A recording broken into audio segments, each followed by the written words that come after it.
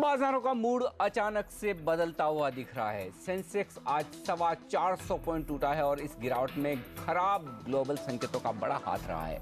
रुपया भी 10 हफ्ते के निचले स्तर पर है और $1 का भाव 63 रुपए के पार पहुंच गया है। भारत समेत तमाम इमर्जिंग मार्केट्स की करेंसी में तेज गिरावट देखने को मिल रही है और चीन की ग्रोथ सुस्ताती हुई नजर आ रही है। अगला खतरा अब है फेड की तरफ से। माना यह जा रहा है कि कल से 2 दिनों की फेड की बैठक में QE3 को लेकर और ज्यादा कमी हो सकती है, यानी कि $10 अरब और घट सकते हैं। लेकिन इन तमाम बुरे संकेतों के बीच कुछ ऐसे एक्सपर्ट्स भी हैं जिनका बाजार पर भरोसा कायम है और जो बाजार की नब्ज को अच्छी तरीके से पहचानते हैं। तो कौन सी स्ट्रेटेजी होगी जो ऐसे उथल पुथल वाले माहौल में भी काम आएगी? इस खास शो में हम आपको बताएंगे कि अगर आप निवेश करने की सोच रहे हैं तो क्या यही है राइट टाइम। और हमारी इस खास चर्चा में हमारे साथ है एक्सपर्ट्स का पूरा पैनल।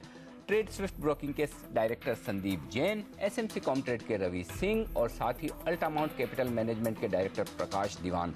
आप सबका स्वागत है CNBC आवाज पर। पहला सवाल प्रकाश आप ही की तरफ से, ग्लोबल मार्केट्स में जिस तरह से ये तेज गिरावट अचानक से शुरू हुई शुक्रवार से, क्या एक इसका अंदाजा इन्वेस्टर्स, ट्रेडर्स, फंड मैनेजर्स शायद किसी को नहीं था? लगता तो यही है अनिल जी, जिस टाइप का बिहेवियर रहा शुक्रवार को, जो गिरावट थी कोई खास इतनी डीप जरूर नहीं थी। और जब आंकड़े बाद में आए हमने देखा, तब FIs ने निफ्टी फ्यूचर्स में जो सेलिंग की है उससे एक डेफिनेटली एक इंडिकेशन मिला था कि कहीं ना कहीं पोजीशन हल्की करने की चेष्टा हो रही है। पर मुझे लगता है ये जो करेंसी को लेके जो मूव्स हुए हैं इमर्जिंग मार्केट्स की करेंसीज को, उससे हलचल की शुरुआत हुई है शुक्रवार शनिवार को, और वो आज सोमवार के दिन थोड़ी सी गहराई उसमें ज़्यादा बढ़ती हुई लगी है। तो जो अर्जेंटीना में हुआ, जो बाकी जगह इमर्जिंग मार्केट्स की इकोनॉमीज में हो रहा है, उसकी थोड़ी सी चिंताएं जो है उससे ज़्यादा जो है इंटेंसिफाई हो गया सारा माहौल, और आज उसका असर हमने हमारे मार्केट पर भी पूरी तरह से देखा। बिल्कुल। और SMC कॉमट्रेड के रवि सिंह हमारे साथ है जो करेंसी मार्केट को काफ़ी क्लोजली ट्रैक करते हैं। सिंह साहब ये बताइए कि इमर्जिंग मार्केट्स की करेंसी कमज़ोर हुई है, खास तौर से टर्की, अर्जेंटीना जैसे देशों की, लेकिन उनके अपने रीजंस हैं, कुछ पॉलिटिकल सिचुएशन भी वहाँ पर ख़राब है। क्या ये फिनोमिना डॉलर की मजबूती का और इमर्जिंग मार्केट की करेंसी का लंबा चल सकता है? क्या उसका असर भारतीय बाजारों पर, भारतीय रुपए पर भी पड़ेगा? देखिए अनिल जी, सबसे पहली बात तो ये वजह क्या है गिरने की, मैं आपको ये बताता हूँ। बेसिकली क्या है कि ये अनएक्सपेक्टेड था कि ऐसा क्यों हुआ कि सारी करेंसी, अगर आप एशिया की करेंसीज को अगर आप कंपेयर देखें, चाहे आप इंडोनेशिया देखें, चाहे आप ताइवान देखें, या फिर आप थाईलैंड देखें, मलेशिया देखें, सारी करेंसी का प्रेशर जो है वो आज इंडिया में भी निकल के देखने को मिला। इस वजह से एक तो ये है। दूसरा, वजह की बात करिए तो अगर आप देखें तो ISBC जो कि वर्ल्ड का लार्जेस्ट बैंक है, उसकी जब से न्यूज़ आई है उसके बाद ये इम्पैक्ट, चाहे इक्विटी मार्केट हो और आप कमोडिटी मार्केट में भी देखें तो उसका जो है वो पॉजिटिव इम्पैक्ट देखने को मिला। हुआ ये कि ISBC ने 2010 में एक ट्रस्ट के साथ मिलकर के एक स्कीम लेके आए थे। उस स्कीम में ये था कि वो इन्वेस्टर का 300 बिलियन युआन जो है वो इन्वेस्ट कराया था और उस पर 10% गारंटीड रिटर्न करके वो प्रोडक्ट लेके आए थे। उस प्रोडक्ट जो पैसा था उसको इन्होंने एक कोल कंपनी को दिया था। वो कोल कंपनी जो है 2012 में बैंकरप्ट हो गई, उसने डिफॉल्ट कर दिया। अब उसका डेट जो है वो 28 जनवरी को है कि इन्वेस्टर्स को वो पैसे वापस करने हैं। तो ये जो एक शैडो बैंकिंग के थ्रू जो एक पैसा चल रहा था वो कहीं ना कहीं से एक जो है नेगेटिव इम्पैक्ट हो गया, जिससे इन्वेस्टर या फिर HNIs जितने भी पैसे जो लोग लगा रहे थे और शैडो बैंकिंग के थ्रू जो पैसा जा रहा था उसका ये इम्पैक्ट है, जिसकी वजह से मार्केट में पूरे जो है वो कोलाहल मचा हुआ है। राइट। संदीप जैन हमारे साथ हैं, ट्रेड स्विफ्ट ब्रोकिंग के डायरेक्टर। संदीप, जो कुछ तेज गिरावट दिखी है आज के सेशन में, जिसकी शुरुआत शुक्रवार से ही हो चुकी थी, क्या भारतीय बाजार ग्लोबल मार्केट्स की इस पूरी कमजोरी को डिस्काउंट कर चुके हैं या आपको लगता है यहाँ से भी और कमजोरी होना बाकी है? मुझे लगता है काफी हद तक तो डिस्काउंट हो चुका और ये डेफिनेटली ग्लोबल मार्केट्स का इम्पैक्ट था, क्योंकि अगर देखा जाए तो इंट्रिंसिकली मुझे इंडियन मार्केट्स वैसे रेजिलिएंट लग रहे थे और इकोनॉमिक इंडिकेटर्स में भी कुछ सुधार दिखाई दे रहा था। और जिस तरीके से RBI और इंडियन रेगुलेटर्स वो जो भी इनोवेटिव और बहुत ही एग्रेसिवली अब रेगुलेट भी कर रहे हैं पूरे सेगमेंट्स को, और जो कल क्रेडिट पॉलिसी आने वाली है उस पर नजरें बनी हुई है, तो मुझे ऐसा लगता है कि कल हो सकता है कि क्रेडिट पॉलिसी में कोई एक पॉजिटिव सरप्राइज आ जाए। और जिस तरीके से बाकी मार्केट्स के रिएक्शन में ओवर रिएक्ट ऑलरेडी कर चुका है, तो डाउनसाइड रिस्क मुझे कोई बहुत ज्यादा नहीं लगती है। यहाँ से 5-1% की डाउनसाइड रिस्क बहुत ज्यादा से ज्यादा लगती है। बिल्कुल यानी कि कल की क्रेडिट पॉलिसी में अगर फिर से एक बार आरबीआई गवर्नर बाजार को खुश करने की कोशिश करे तो फिर बाजार में यहाँ से गिरावट काफ़ी लिमिटेड रहेगी। लेकिन सिंह साहब, जैसा आपने करेंसी की बात की, आज हमने देखा, इनफैक्ट पिछले हफ्ते में हमने 2 महीनों के हाईएस्ट लेवल पर रुपए को जाते हुए देखा और इस हफ्ते अब पूरी की पूरी कमजोरी आती हुई दिख रही है। 10 हफ्तों के या यूं कहें 2-2.5 महीनों के लोएस्ट लेवल पर रुपया 63 के पार भी आ चुका है। कितनी कमजोरी और हो सकती है, या फिर 63-64 इससे ज्यादा कमजोरी की उम्मीद आप रुपए में नहीं कर रहे हैं? देखिए, अभी लेवल्स के हिसाब से देखा जाए तो जो अनिल जी यहाँ पर अगर इंट्रिंसिक वैल्यू की बात करें तो वो 59 से 61 के पास होती है। अभी इंट्रिंसिक वैल्यू से ऊपर चल रहा है। लास्ट टाइम जब लास्ट मंथ होता है तो सबसे बड़ी बात है कि ऑयल कंपनीज का प्रेशर होता है, डॉलर वहां पर बाय करते हैं, प्लस फेड का यहाँ पर इवेंट कई एक साथ हो गए हैं। फेड का एक इवेंट है, आरबीआई पॉलिसी जरूर है, लेकिन चूंकि आरबीआई पॉलिसी में अगर आप देखें तो ये साफ साफ है कि उन्होंने बोला हुआ है कि इस समय इन्फ्लेशन काफी ज्यादा है तो वो रेपो रेट कम नहीं कर सकते। एक प्रेशर ये भी है कि इंडस्ट्री में अगर आप देखें तो पूरी तरह से या तो जीरो ग्रोथ है या फिर नेगेटिव ग्रोथ है। तो मुझे लगता है कि ये सारे प्रेशर जो हैं वो रुपये को कहीं ना कहीं से पूरी तरह से वीक कर रहे हैं। अभी लेवल्स की बात करें तो मुझे लगता है कि एक बार को आपको 63.80 यानी 63 रुपए 80 पैसे से 64 रुपए तक का लेवल हाल फिलहाल में देखने को मिल सकता है। अनटिल अनलेस कि अगर कल कोई डिसीजन लिया भी जाता है तो स्ट्रेंथ बहुत ज्यादा नहीं आएगी, क्योंकि ये इंटरनेशनली ज्यादा करेंसी सब वीक हुई हैं। तो मुझे लगता है अगर स्ट्रेंथ आने को भी हुआ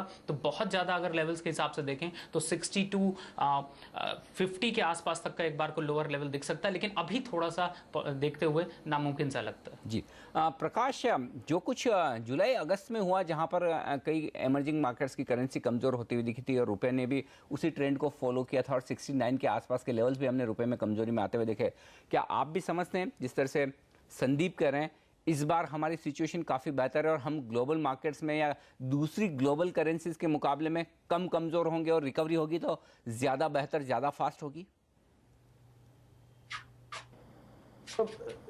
इसमें अनिल जी 2 चीजें जरूर है कि एक तो जो हमने सितंबर में जो लो लेवल्स देखे थे रुपए के, उसके बाद अगर आप देखें तो रुपए में जो अप्रिसिएशन आया है वो एक अच्छा खासा 10% का रहा है, जबकि दूसरी करेंसी उस लेवल उस समय जो सितंबर में थी वहां से और भी डिप्रिशिएट हुई है।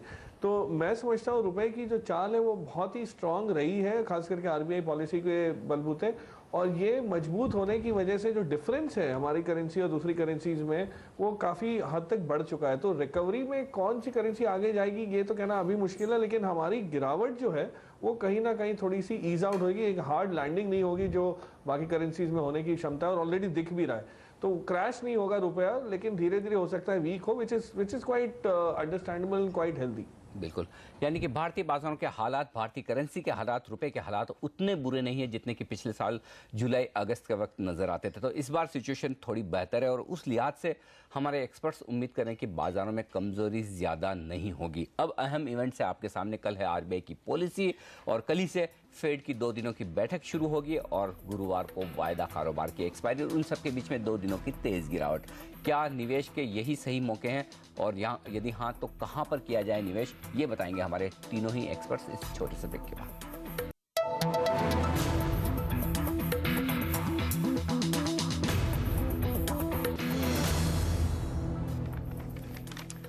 हमारी इस खास चर्चा में हमारे साथ है ट्रेड स्विफ्ट ब्रोकिंग के director Sandeep Jain, SMC com trade के रवि सिंह और साथ ही अल्टामाउंट कैपिटल मैनेजमेंट के डायरेक्टर प्रकाश दीवान। और बाजार के इस तेज गिरावट के बाद हम चर्चा करें कि क्या यही सही समय है बाजार में पैसे लगाने का। हमारे सारे एक्सपर्ट्स ये मानते हैं जी हाँ, इस वक्त बाजार में निवेश की आप रणनीति बना सकते हैं। जो कुछ भी करेक्शन आ रहा है उसमें अगर आप नवंबर के महीने में पैसा लगाने में चूक गए हैं तो यहाँ पर रिजल्ट्स के इलेक्शन के पहले एक तेजी का माहौल बनता हुआ नजर आ सकता है। अब फोकस करते हैं कहाँ पैसा लगाना चाहिए। संदीप, पहले आपसे राय लेना चाहूंगा कुछ मिड कैप स्टॉक्स पर जो आपकी लिस्ट में है, जहाँ पर आप खरीदारी का मौका देखते हैं। आईबुल हाउसिंग फाइनेंस, क्या ये स्टॉक आपको पसंद है जिसे आप अपने पोर्टफोलियो में खरीदने की राय देंगे? बिल्कुल, मुझे जिस तरीके से इस कंपनी के रिजल्ट आए थे और जो ग्रोथ इस कंपनी ने दिखाई है पिछले कुछ सालों में और जो एग्रेशन के साथ ये काम कर रही है, मुझे ऐसा लगता है कि ये जो लेवल्स है काफी अट्रैक्टिव लेवल्स है। बहुत ही अच्छा डिविडेंड यील्ड है, 2 या 3 बार करीब इंटरिम डिविडेंड दे चुकी है। तो ओवरऑल कंपनी के फंडामेंटल्स अच्छे हैं। डेफिनेटली इंडिया बुल्स ग्रुप को कहीं ना कहीं मार्केट में बहुत अच्छी वैल्यूएशन नहीं मिली है, बट ओवरऑल मुझे लगता है कि इन लेवल्स पे आज करीब 218 करीब 212 का लो के बाद बंद होते होते रिकवर किया है। तो मुझे लगता है ये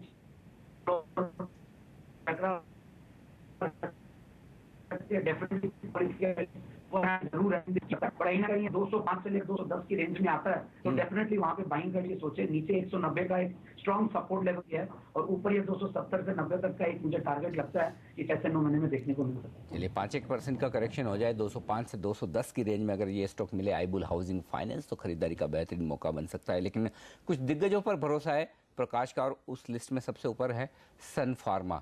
प्रकाश, इस स्टॉक ने काफ़ी बेहतरीन वेल्थ बनाई है इन्वेस्टर्स के लिए, लेकिन इन वैल्यूएशंस पर भी आपको अट्रैक्टिव नजर आता है? बिल्कुल, इनफैक्ट होता ये है अनिल जी कि हम देखते हैं जब स्टॉक अप्रिशिएट कर जाता है तो उसका जो एक पहला फेज होता है वो बहुत ही स्पेक्टाकुलर लगता है, बहुत ही उम्दा लगता है, तो उसके बाद लोगों की उम्मीद होती है कहीं ना कहीं थकान पाएगा। लेकिन अगर बिजनेस को अगर आप समझें और देखें तो ये लॉन्ग टर्म बिजनेस जो है ग्रोथ के साथ इन्होंने डेवलप किया हुआ है, और जो स्ट्रेंथ आप पा रहे हैं, ये जिस टाइप के अप्रूवल्स इनकी पाइपलाइन में है, जिस टाइप का एक्विजिशन ये कर सकते हैं, I think it's excellent company और इससे बढ़िया आपको फार्मा में कोई कंपनी मिल नहीं सकती। तो मेरे हिसाब से इमर्जिंग मार्केट हो या ग्लोबल मार्केट हो, हर एक जगह इन्होंने सक्सेसफुली अपना बिजनेस वो किया है, रन किया है। तो इस वैल्यूएशन पे नंबर्स को देखते हुए पॉजिटिवली मैं समझता हूँ ये अच्छी बाई रहेगी। दिग्गजों में यहाँ पर एक बेहतरीन मौका दे रहा है खरीदारी का। स्टॉक में अच्छा खासा रनअप हो चुका है, लेकिन क्वालिटी स्टॉक्स हमेशा महंगे रहते हैं, महंगे ही रहेंगे। आगे भी चलते हुए एक अच्छे रिटर्न की उम्मीद आप इस स्टॉक से कर सकते हैं। ऐसे में पोर्टफोलियो में अगर आप दिग्गज शेयर खरीदने का मन बना रहे हैं तो सन फार्मा इस लिस्ट को टॉप करता हुआ प्रकाश की रिकमेंडेशन पर। लेकिन संदीप की मिड कैप शेयरों पर जबरदस्त पकड़ रहती है और ऐसे कुछ और मिड कैप्स उनकी लिस्ट में महिंद्रा लाइफ। संदीप, मुझे याद है पहले भी आपने इस स्टॉक को रिकमेंड किया था, अच्छे खासे रिटर्न दिए, लेकिन क्या जो मिड कैप शेयरों में पिछले कुछ दिनों में रनअप हुआ है उसके बाद भी इस स्टॉक में आपको अभी भी अच्छी खासी अपसाइड नजर आती है?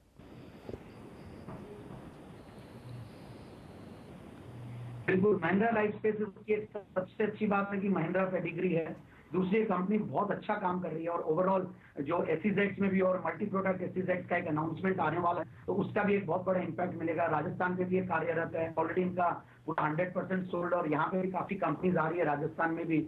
और जिस तरीके से डीएमआई की फ्रेट कॉरिडोर्स और ये सब इस पर्टिकुलर सेल्स के आसपास है तो काफी अच्छी लॉजिस्टिक्स और वेयरहाउसिंग की डिमांड इस पर्टिकुलर सेल्स में निकलेगी। और ओवरऑल जो कंपनी की बहुत अच्छे थे तो ओवरऑल और जो वर्किंग है कंपनी की वो भी बहुत अच्छी है, ग्रोथ दिखा रही है। 385 के लगभग है, देखा जाए तो 400 के नीचे आ नहीं रही थी और मार्केट में करेक्शन आया है, रियल्टी स्टॉक्स की पिटाई हुई है तो थोड़ा बहुत करेक्शन दिया है।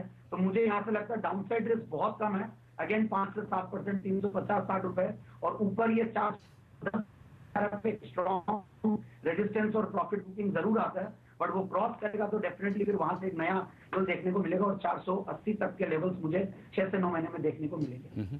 इंटरेस्टिंग बात है कि संदीप जयपुर से और राजस्थान में कारोबार करने वाली कंपनियों पर संदीप की गहरी पकड़ है और उस लिहाज से महिंद्रा लाइफ स्पेस इन्हें पसंद है, जहां पर महिंद्रा लाइफ साइंस उन्हें पसंद है, जहां पर आप निवेश के अच्छे खासे मौके देख सकते हैं। करेक्शन हो चुका है 400 के नीचे, ये स्टॉक निवेश के लिहाज से काफ़ी बेहतरीन नजर आता है। लेकिन एक और स्टॉक जो आपको पसंद है संदीप, वो इंफ्रास्ट्रक्चर स्पेस से, जनरली इस स्पेस पर लोग इस वक्त बहुत बुलिश नहीं है कंपनियों के जो हालात हैं, ITNL। लेकिन क्या आपको इन सारी इंफ्रा कंपनियों से अलग नजर आता है, फंडामेंटली मजबूत है? अगेन पेडिग्री सबसे इंपॉर्टेंट है, कोई भी इंफ्रास्ट्रक्चर स्पेस हो या कोई भी स्पेस हो, रियल्टी स्पेस हो, वहां पे रिएक्शन जरूर है, नेगेटिव रिएक्शन की वजह से पिटाई जरूर हुई है, बट उसमें अगर अच्छे प्रोमोटर की कंपनी हो तो वो एक डेफिनेटली एक एडेड एडवांटेज रहता है और वही IL&FS का एक एडेड एडवांटेज है। डेफिनेटली डेट्स की वजह से कंपनी की काफी पिटाई हुई है, 170-80 के लेवल्स चलते थे, वहां से काफी टूटा है और आज भी देखिए IRB इंफ्रा दूसरी तरफ वो कहीं ना कहीं उसमें पॉलिटिकल डिस्टर्बेंसेस रहते हैं उस कंपनी में और ओवरऑल काफी FNO में होने की वजह से पिटाई भी हुआ 8-9% की और ये भी आज स्टॉक उसी के चक्कर में वहां पे टूटा है। तो 118 के लगभग ये लेवल्स चल रहे हैं, बहुत ही अट्रैक्टिव लगते हैं। अगेन ये 105 से 10 रुपए का एक रेंज है जहां पे ये बहुत स्ट्रॉन्ग सपोर्ट लेगा और जिस तरीके की कंपनी रोड इंफ्रास्ट्रक्चर की कंपनी है, सबसे बड़ी कंपनी है, इनफैक्ट डेट्स के अलावा कोई प्रॉब्लम इसमें दिखती नहीं है, एग्जीक्यूशन की कोई प्रॉब्लम नहीं है, ऑर्डर बुक की कोई प्रॉब्लम नहीं है, तो एक अच्छा मौका बन सकता है यहाँ से 60 से 70% कमाने के नेक्स्ट 9 से 12 महीने में और डेफिनेटली ये इन लेवल्स पे पकड़ के रखें हो सकता है कि एक बार टाइम दे, बहुत पेशेंस चेक करेगा ये, बट ओवरऑल ये डेफिनेटली इलेक्शंस के पहले थोड़ा बहुत अच्छा रनअप देगा, और इलेक्शंस में अगर फेवरेबल रिजल्ट्स आ जाते हैं तो डेफिनेटली बहुत बड़ा रनअप दे सकता है। IL&FS ट्रांसपोर्टेशन नेटवर्क लिमिटेड यानी कि ITNL, ये एक और स्टॉक है जो इंफ्रा स्पेस में सबसे बेहतर नजर आता है। वक्त लग सकता है क्योंकि ये स्पेस ऐसी है जो इस वक्त इन्वेस्टर्स के रडार पर नहीं है, लेकिन एक कॉन्ट्रा कॉल लेकर 9 से 12 महीने के लिए एक खरीदारी का मौका देख रहे हैं संदीप। यहाँ पर 170 रुपए तक स्टॉक जाने की संभावना रखता है, तो काफ़ी अच्छा खासा 60-70% का मुनाफा यहाँ पर इस स्टॉक में आपको साल भर में मिल सकता है, बशर्ते कि आप में उतना धैर्य रहे। लेंगे एक छोटा सा ब्रेक, और ब्रेक के बाद फोकस करेंगे कुछ ऐसे स्टॉक्स पर जहाँ पर आपके लिए खरीदारी के बेहतरीन मौके हो सकते हैं, और साथ ही रुपए में आगे किस तरह की रणनीति आप बनाकर रखें, इस पर भी राय लेंगे हमारे एक्सपर्ट से। बने रहिए हमारे साथ।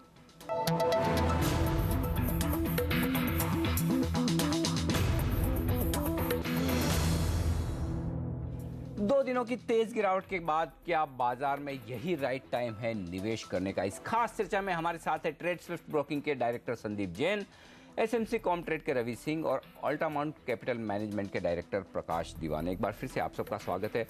सिंह साहब, राय आपसे लेना चाहता हूं, किस लेवल तक रुपया कमजोर हो तो आप ये कहेंगे ठीक है, ग्लोबल मार्केट्स के मूड के साथ थोड़ा बहुत ऊपर नीचे चलता है, थोड़ी बहुत कमजोरी आना लाजमी है, घबराने की बात नहीं।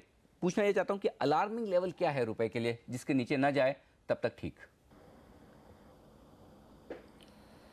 देखिए, इस समय अगर रेंज की बात करें अनिल जी यहाँ पर, तो मुझे लगता है कि इस समय सेंटीमेंट जो है वो फेड का अभी 2 दिन से फिर से स्टार्ट हो जाएगा, थोड़ा ज़्यादा उसका प्रेशर इस समय देखने को मिलेगा। ऑलरेडी एक्सपायरी आ जाती है इस समय USD INR की, तो कैरी फॉरवर्ड पोजीशंस होंगी, तो इसकी वजह से एक बार को रेंज को देखें तो मुझे लगता है कि 63.80 या 64 तक का लेवल आपको देखने को मिल सकता है। लोअर लेवल पे अगर 62.50 के नीचे वापस से अगर जब भी करेक्शन आएगा तो फिर से आपको वापस से जो 6180 और 6150 का जो रेंज था उसमें वापस आपको दिखाई देगा। तो ऐसा नहीं है कि बहुत फंडामेंटल यहाँ पर पूरे तरह से अगेंस्ट है रुपी के फंडामेंटल काफी स्ट्रांग है, लेकिन इंटरनेशनली इसका प्रेशर यहाँ पर देखने को मिल रहा है, और जो इस समय चूंकि मीटिंग्स कई हो जाती हैं तो उसकी वजह से यहाँ पर वॉलेटिलिटी काफी बढ़ जाती है, जिसका ये इम्पैक्ट हमें देखने को मिल रहा है। राइट, उतार चढ़ाव रहेगा रुपए में, लेकिन 62-50 मजबूती की तरफ का लेवल, और कमजोरी की तरफ की बात करें तो 64, ये 1.5 रुपए की रेंज है जिसमें शायद रुपया कुछ और समय बिताता हुआ नजर आए।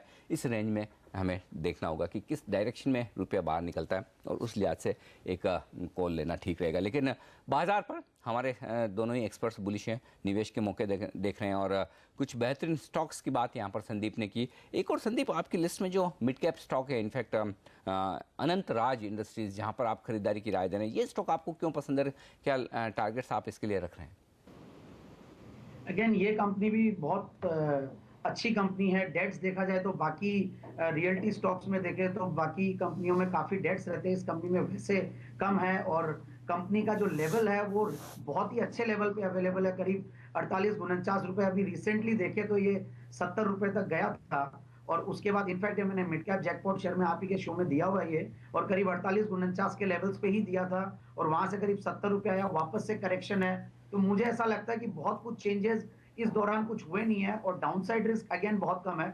सबसे इंपॉर्टेंट अभी जो भी निवेश करे वहां पे डाउनसाइड रिस्क देखना जरूरी है, और वो किन लेवल्स पे, अपने रेगुलर सपोर्ट लेवल्स पे अगर अवेलेबल है तो बहुत जरूरी है, क्योंकि यहाँ पे टेक्निकल लेवल्स देखना इसीलिए जरूरी है कि टाइमिंग अब जरूरी हो गई है मार्केट के लिए, और टाइमिंग के लिए टेक्निकल लेवल बहुत अच्छा बनता है। इसका 45 से 48 रुपए जो लेवल है, यहाँ पे इसमें एंट्री लें, और मुझे लगता है कि जो ये वैसे दिग्गज निवेशकों के भी रडार पे है, राकेश झुनझुनवाला जी भी इसमें निवेशक हैं, और ओवरऑल कंपनी का जो लैंड बैंक है और जो भी रेवेन्यू मॉडल्स है वो अच्छे लगते हैं, वैल्यूएशन सस्ती लगती है, डेफिनेटली ले। यहाँ से पहला टारगेट मैं 60 का दूंगा, और दूसरा टारगेट 75 का। अगेन 9 से 12 महीना, 6 से 9 महीना और 9 से 12 महीना, ये पूरा एक ओवरऑल टाइम फ्रेम है जो देना पड़ेगा स्टॉक को। हो सकता है कि बहुत जल्द भी मिल जाए, बट प्रॉफिट बुकिंग जरूर से करें इस पर्टिकुलर स्टॉक में जब भी टारगेट से। 9 महीने का लक्ष्य तो 75 रुपए के टारगेट के लिए यहाँ पर अनंत राज इंडस्ट्रीज में इस करेक्शन के बाद खरीदारी का मौका दिखता है संदीप को। लेकिन भरोसा साफ तौर पर यहाँ पर प्रकाश का दिग्गजों पर, और NTPC खरीदने की राय प्रकाश की तरफ से। प्रकाश, कितनी अपसाइड इस स्टॉक में आपको दिख रही है? अनिल जी, ये स्टॉक अगर आपने देखा हो कुछ समय पहले CRC के ड्राफ्ट रेगुलेशन जब रिलीज हुए थे, रिटर्न ऑन इक्विटी जो कम करने की इन्होंने सारी पावर कंपनीज को एक इंडिकेशन दी थी, तब ये 150-55 से नीचे गिर के आ गया था, और मैं समझता हूँ अभी भी इसमें कोई फंडामेंटल चेंज ऐसा नहीं है, और ये नॉर्मली ये ड्राफ्ट रेगुलेशन जो है ये अमल में आते आते काफ़ी समय लगता है या डाइल्यूट होके लगते हैं। तो जैसे ही ये खुलासा आ जाएगा ये वापस एक अपनी पहले तो जोन में आ जाएगा 155 160। बट इसके अलावा भी अगर आप देखें तो यहाँ से अपसाइड इसकी मुझे लगता है परफॉर्मेंस बेस्ड रहेगी। PLF इसके नंबर्स भी कल मेरे ख्याल से ड्यू हैं और अच्छे नंबर्स की उम्मीद कर रहे हैं मार्केट, और आगे चल के 6 महीने में ही आपको ये हो सकता है 165 170 के लेवल्स पे मिलने लगे, which is a decent 18-20% upside. तो चलिए यहाँ पर खरीदारी की राय साफ तौर पर NTPC पर 165 रुपये के लक्ष्य के लिए।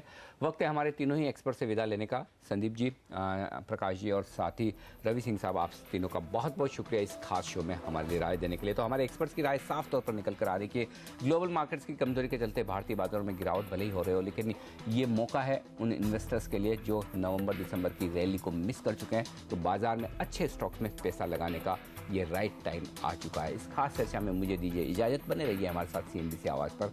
नमस्कार।